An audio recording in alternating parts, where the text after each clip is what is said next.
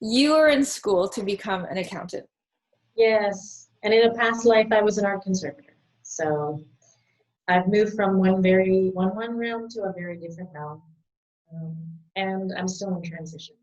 Still in transition. And I know that part of your heart is always to be in service to those in need, to those who are living on the margins, to those who you identify with. Yeah, absolutely. That is definitely a common thread throughout my entire life. I can remember experiences even as a small child, being in service to others and connecting with others from a place of empathy and compassion. Yeah. So being in service is something important to me. Do you want to tell me about the work that you're doing now and how you do that in service to others, especially women? I mean, so like you said, I'm an accountant by training, and one of the things I do is I work managing the finances of the largest nonprofit organization that supports disabled and deaf women and girls in Canada. They're called Dawn Canada, and that's a huge part of what I do. The other part of what I do is I'm a tax accountant, and a lot of the people that I serve typically come from very marginalized communities with marginalized incomes. And I mean, at its core, like over years now, I've been preparing their taxes. But I've sort of come to understand in the last year or so that there's a lot more that I can do. And instead of just doing their taxes, I can empower people to do their own taxes, to learn how to sort of be more empowered around finances in their self-employed life. So yeah, so the people that I'm generally drawn to are they're either like self-employed, they're creative types, they're sex workers, they're queer, they're women, they're Black, Indigenous, people of color. These are the kinds of communities that I've typically supported over the years. So basically anyone that isn't white male, basically. Anyone that hasn't had like a leg up, because a big part of what I do is underlined by one of our principles as Unitarian Universalists, which is justice and equity for all. So that's like a core principle of mine, and it drives me. It drives the work that I do. But I'm who I see myself as and how I want to serve and what it is that I am meant to be doing in this life is constantly changing. And so everything that I was starting to develop in the last fall and even in early winter, that's all starting to change again. So those things will still remain, but there are other developments on the horizon. What do you think, what drew you to finances? If you came from being an artist, Yeah. how did you get into that place? And how do you, I'm really looking in particular for, your connection with sex workers, or women who are just starting to learn about finances in general. It does seem like a really odd leap going from, working for like 15 years in the arts and culture sector to becoming an accountant. But I was always someone, that loved math and doing math and loved numbers. And it's something that came easy to me. Mm-hmm. And the work that I did as an art conservator was very detail oriented, and that's something that's also very true about finances. Very detail oriented. But why specifically? It seems like a really odd thing because personally I'm somebody that, wasn't very good at, taking care of myself financially. I had a lot of blockages around money and managing my money, fear of money, fear of, like debt and paying my bills. And I can I can remember, just like my family always saying, like, you're terrible with money. So it seems like a really odd place for me to be, but it was something that I was drawn to, and it's something that I'm really good at. And I love that I'm able to take what I've learned in a very profit-driven format, and able to apply that to organizations and to people who are doing good work in the world, and who may not believe in themselves in a way that I can connect with, because I'm somebody that didn't always believe in myself. So, yeah. Did I answer your question? I don't know. I think I went off on a lot of tangents there, but That's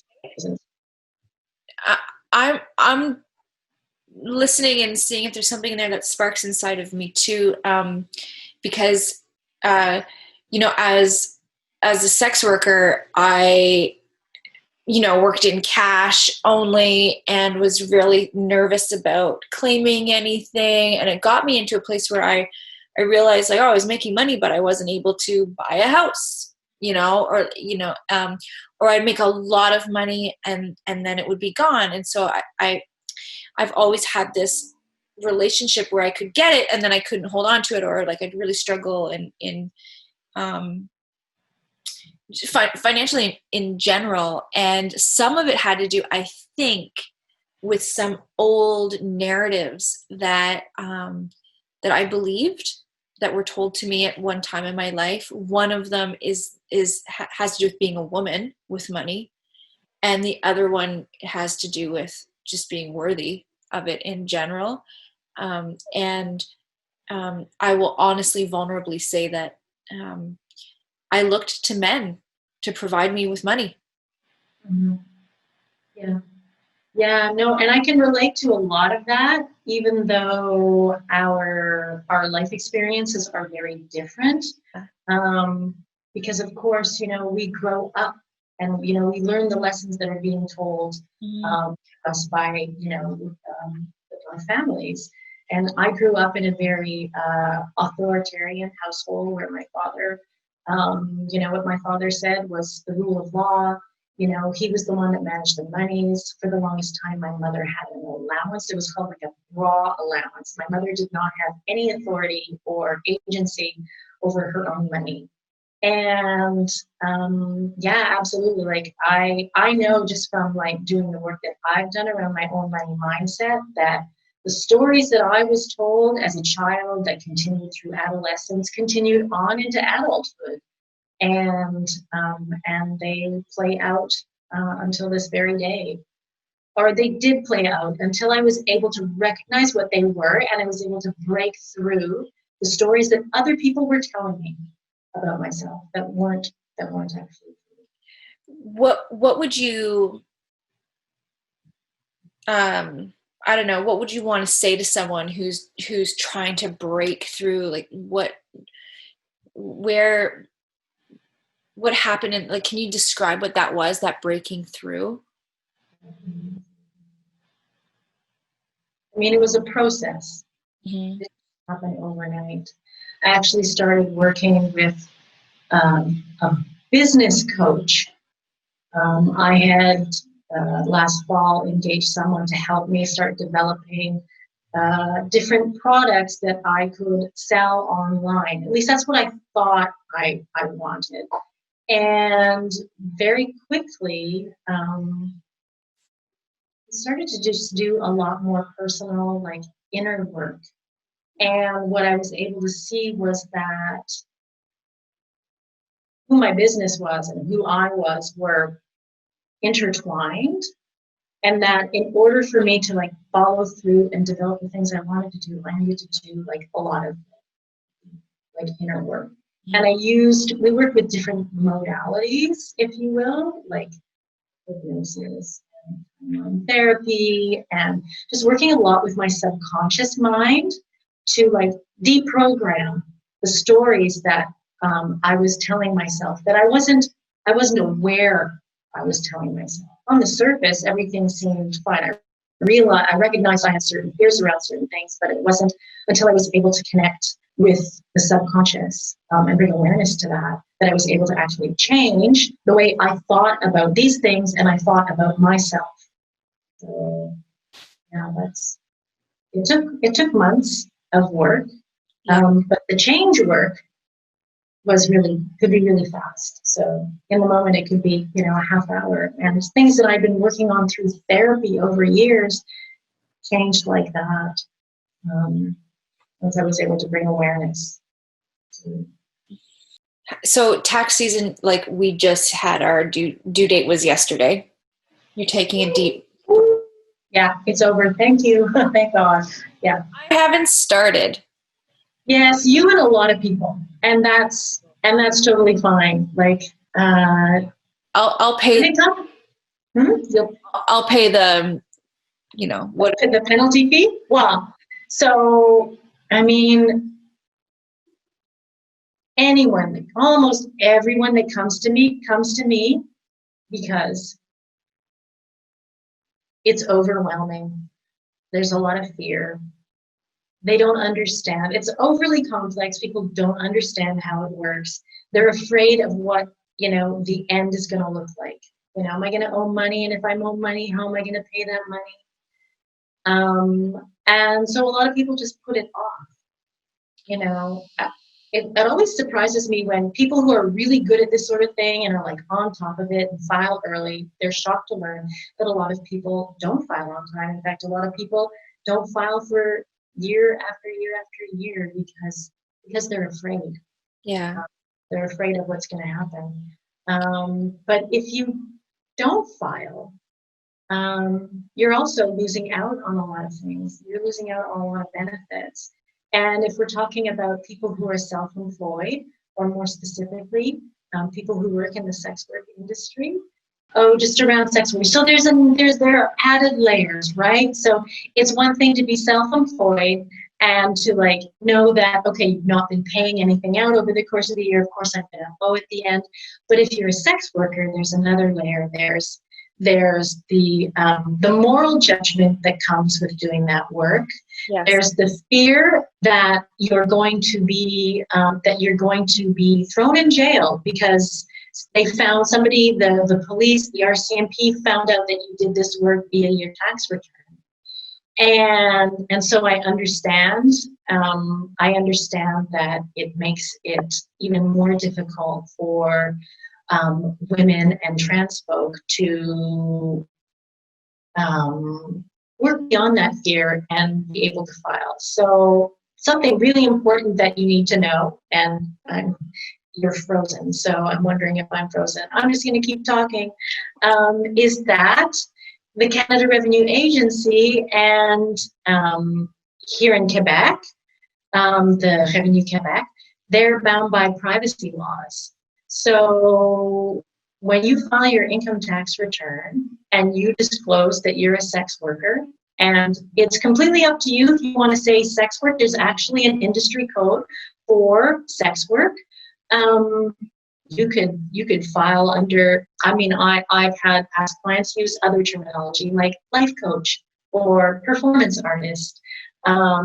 Whatever makes you comfortable. It's not for me to decide. Know that when you disclose that information, the CRA and the MRQ cannot do anything with that information.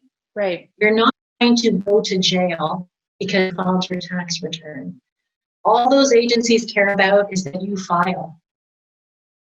Okay. And I want you to file because there are benefits that you're missing out on that you don't have access to if you don't file your tax return. So, like what? And when you're living on the margins, things like solidarity tax credit in Quebec, GST benefit for those sex workers that have children, the Canada Child Benefit, those things are not attainable because you're not filing your tax return. Everything is based on your annual income, and that information goes to the government via your tax return. So there are real benefits to that. Down the line, you want to buy a home. How are you going to be evaluated? How is your income going to be evaluated? How is your liquidity going to be evaluated? It's going to be based on your tax return. So there's lots of good reasons that you should. And it's also standing up and saying, I have value and this is my worth.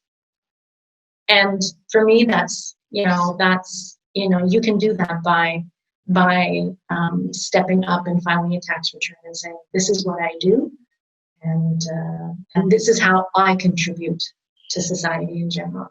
That is powerful to me.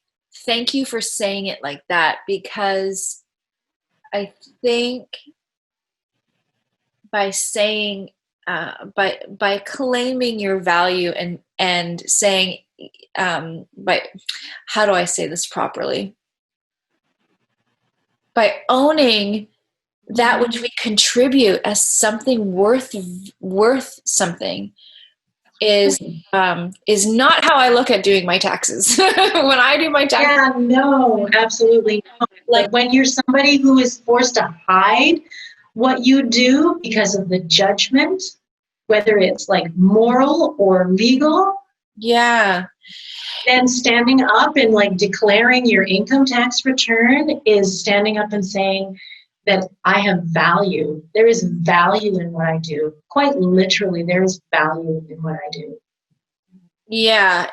Instead of it being like some sort of authority figure telling me that, my dues are coming up, like I haven't been enough and now I've got to give more, almost from some sort of like paternal figure. This is taking ownership and standing up and saying, I matter. I'm worth something. I am valuable.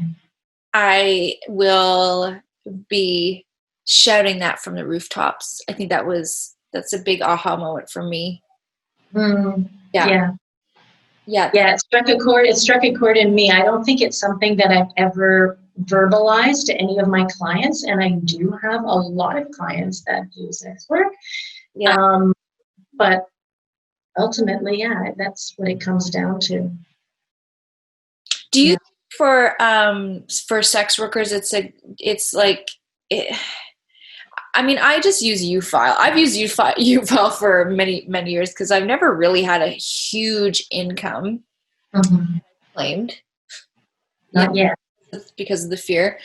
And I plan on claiming this time because I really want to move into that space, because I think if I don't actually claim it, I'm not going to grow with it.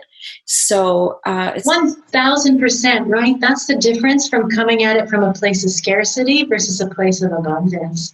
And a lot of people who are self-employed, who are marginalized, who don't make a lot, the instinct, of course, is to hide income because they're afraid that they're going to owe a lot. But I think it's like you said, like if you want to grow, like stating it as so is stepping into that place where abundance flows into your life. I'm so moved. I'm excited. I'll have this done by the end of the week. No problem. Yeah, because yes, taxes are so exciting. But absolutely, like and on a more pragmatic sense, claiming less isn't necessarily better, right? Like if you just think about all those people who make 100,000, 200,000 or more, they're actually afforded a lot more opportunity, like via their tax returns, to actually like invest. And let's just say the more you make, the more you get back. And they're definitely, it's not as clear cut as that. There's definitely sort of an area where, like middle income earners, where you actually, there's sort of they have the higher or the highest marginal tax rate. It has the biggest impact on their bottom line.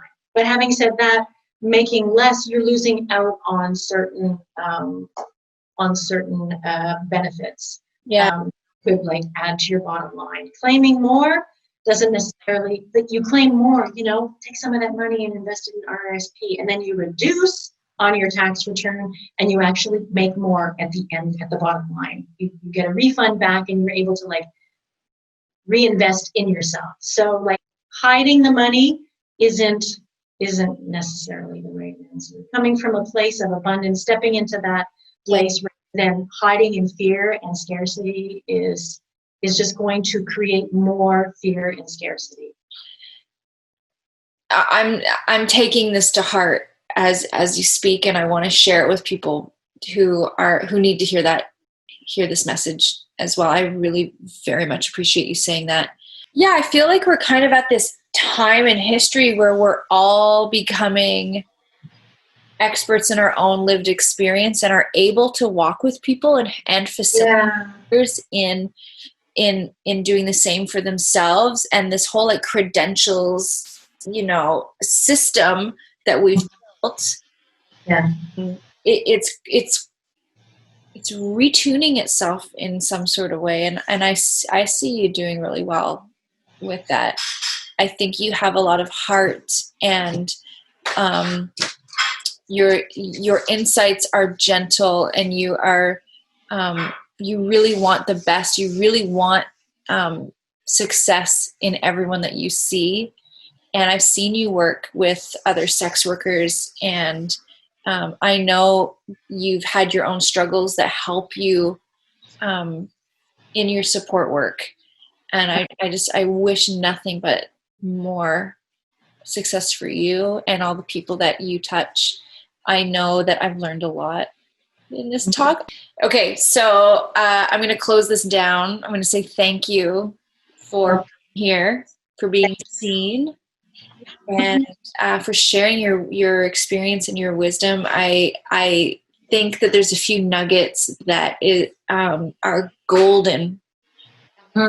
Yes, I know which nuggets those are because I was starting to tear up. Yeah. All the best to you. Yeah, you too, sweetie. Love you. I love you too. Yeah. Bye.